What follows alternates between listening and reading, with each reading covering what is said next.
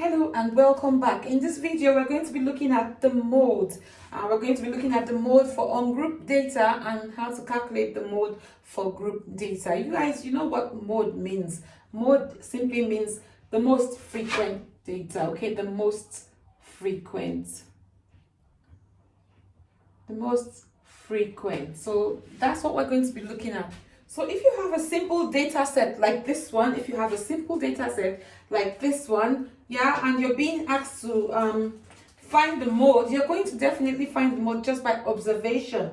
You can see that 24 is there, and you got another 24 there, and you got another 24 there. So definitely the mode would be equal to 24. 24 is the one that occurs the most frequently. But if you're being asked to calculate the mode of group data, I mean, if it's the frequency table, if it's an ungrouped frequency table, obviously you would see the one that has the highest frequency, and you can easily spot that by observation. But it's for group data. For the NCC exams, you are required to use the formula that I'm going to put on the board right now, and you need to write that formula into your notebooks and then get yourself familiarized with that formula, because we're going to be using that formula right away to try and find the mode of a grouped frequency table. So let's put that on the board. Mode is equal to L plus Fm minus Fb over 2Fm minus Fb minus Fn, all multiplied by C. Yeah, and L would be equal to the lower limit of the modal class, the lower limit of the modal class. C would be equal to the size of the class interval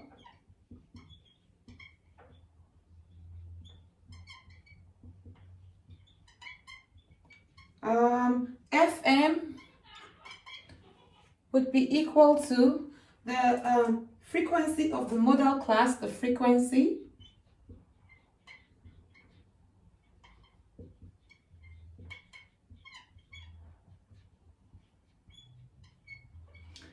Fn would be equal to the frequency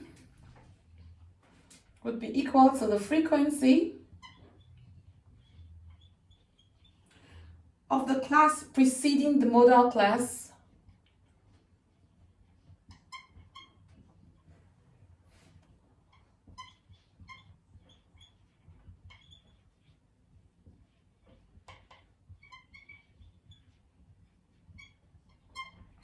and Fb would be the frequency of the class succeeding the modal class.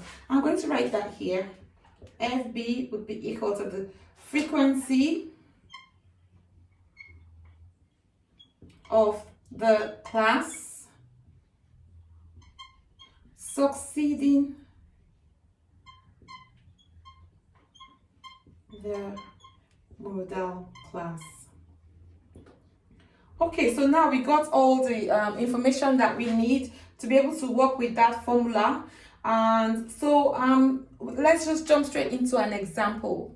Let's say we have this example here. Yeah, this is our example, and we're being asked to calculate the mode of this frequency table, group frequency table. Yes, we have the modal class here to be the one that has a frequency of 15, but that is not the actual mode.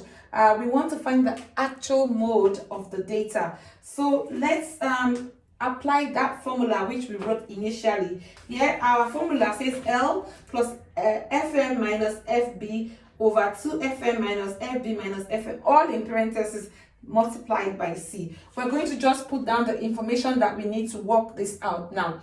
L, which is the lower limit of the modal class, the lower limit is going to be 30. So we're going to say L is equal to 30. And C, which is the size of the class interval, okay, the class size 40 minus 30 is equal to 10. So we're going to say C is equal to 10. And Fm, which is the frequency of the modal class, this is the modal class, the class with the highest frequency, yeah, the frequency of the modal class, which is FM, is equal to 15.